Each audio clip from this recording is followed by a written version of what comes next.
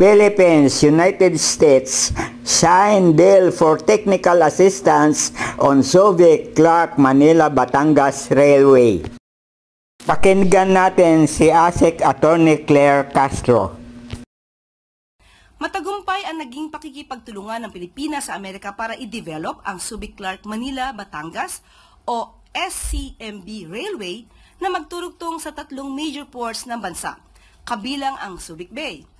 Kasado na ang funding mula sa US Trade and Development Agency para sa 155-kilometer railway project.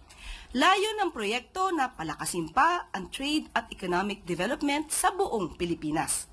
Pinirmahan ni Transportation Secretary Vince Dizon at USDTA, Acting Director Thomas Hardy, and beneficiary agreement upang gawing opisyal ang proyekto sa pagitan ng dalawang bansa.